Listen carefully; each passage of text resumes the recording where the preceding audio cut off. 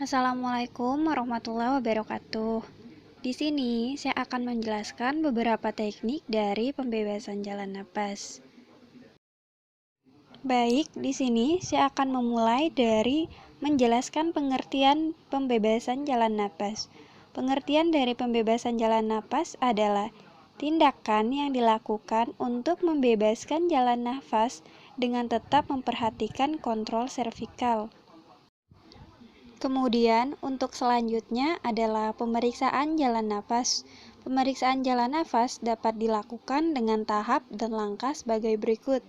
Yang pertama itu ada tahap yang pertama yaitu look atau lihat, yaitu gerakan nafas atau pengembangan dada. Kemudian yang kedua itu listen atau dengar, mendengarkan aliran udara pernapasan.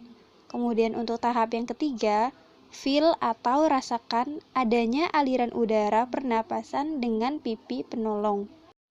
Lanjut ke pembagian dari sumbatan jalan napas. Yang pertama itu obstruksi parsial atau sebagian, yaitu penderita masih bisa bernafas sehingga timbul berbagai macam suara napas tambahan.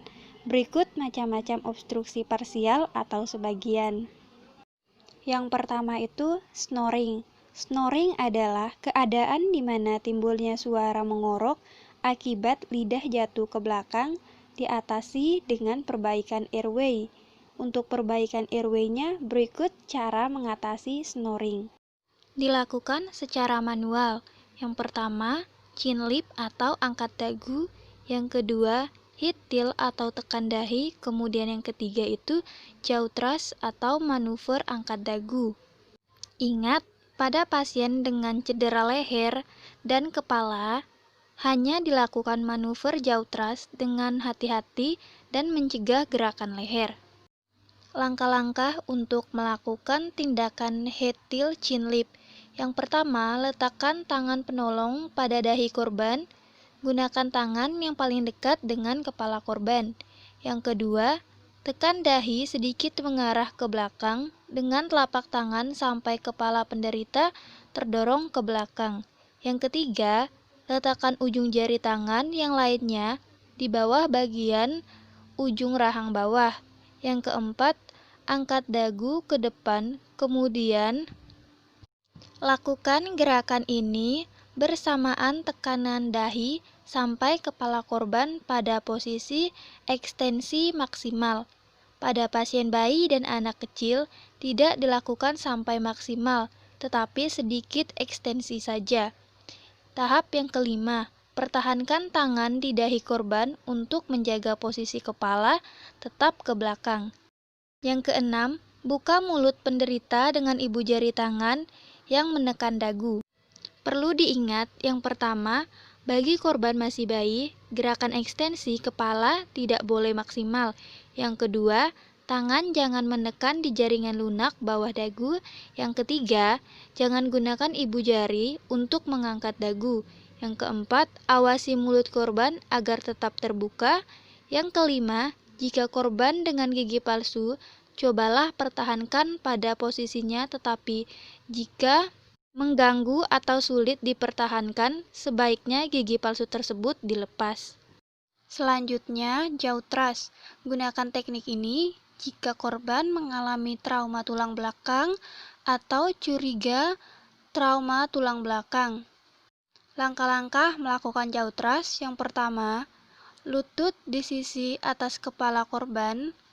Letakkan kedua siku penolong sejajar dengan posisi penderita, kedua tangan memegang sisi kepala. Yang kedua, kedua sisi rahang bawah dipegang, atau jika pasien anak atau bayi, gunakan 2 atau 3 jari pada sisi rahang bawah. Yang ketiga, gunakan kedua tangan untuk memegang rahang bawah ke posisi dengan secara perlahan. Gerakan ini mendorong lidah ke atas sehingga jalan napas terbuka. Yang keempat, pertahankan posisi mulut pasien tetap terbuka. Teknik menggunakan alat nasofaringeal atau orofaringeal airway. Kondisi yang kedua, gargling, adalah Kondisi suara napas bercampur dengan cairan. Untuk cara mengatasinya, yang pertama, suction, yang kedua, finger sweep. Di situ sudah saya siapkan untuk gambarnya, untuk teman-teman bisa di-push agar memudahkan dalam memahami. Kondisi yang ketiga, stridor, adalah kondisi timbulnya suara crowing yang disebabkan penyempitan di laring atau trakea. Cara mengatasi, perbaikan airway distal atau tracheostomy atau krikotirotomi. Selanjutnya, teknik yang dilakukan pada korban apabila sadar. Yang pertama, Heimlich maneuver atau abdominal thrust. Yang kedua, back blow. Kemudian yang ketiga, chest thrust. Heimlich maneuver. Langkah-langkah yang pertama, penolong berdiri di belakang korban. Posisikan tangan penolong memeluk di atas perut korban melalui ketiak korban. Yang kedua, sisi genggaman tangan penolong diletakkan di atas perut korban tepat pada pertengahan antara pusar dan batas pertemuan iga kiri dan kanan. Yang ketiga, letakkan tangan lain penolong di atas genggaman pertama, lalu hentakkan tangan penolong ke arah belakang dan atas seperti mengulek.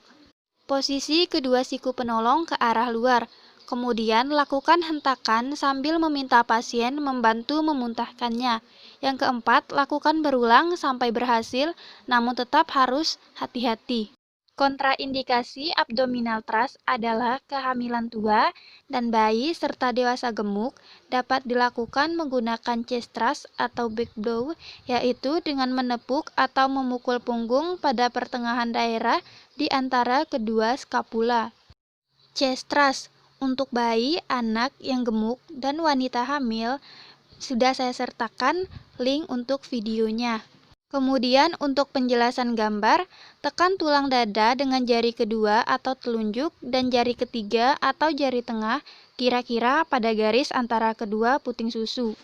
Selanjutnya, back blow bagi penderita yang mempunyai respon dilakukan. Langkah yang pertama, yakinkan bahwa penderita mengalami sumbatan jalan napas total. Yang kedua, posisikan penderita pada salah satu lengan penolong, wajah menghadap ke bawah, kepala lebih rendah dari tubuh. Yang ketiga, lakukan 5 kali pukulan punggung, gunakan tumit tangan di antara kedua tangan, tulang belikat. Bila belum keluar, balikkan penderita, kepala tetap lebih rendah. Yang keempat, lakukan 5 kali hentakan dada atau chest thrust. Selanjutnya, bagi penderita yang tidak mempunyai respon, langkah yang pertama, pastikan penderita tidak ada respon. Yang kedua, buka jalan napas dan berikan bantuan pernapasan. Bila belum masuk, coba perbaiki posisi kepala. Yang ketiga, lakukan 5 kali pukulan punggung dan 5 kali hentakan dada. Yang keempat, buka mulut penderita dan lihat apakah ada benda asing. Jika ada, tarik keluar dengan perasat pengangkatan rahang dan lidah. Kemudian yang kelima, ulangi langkah-langkah tersebut di atas sampai jalan napas terbuka.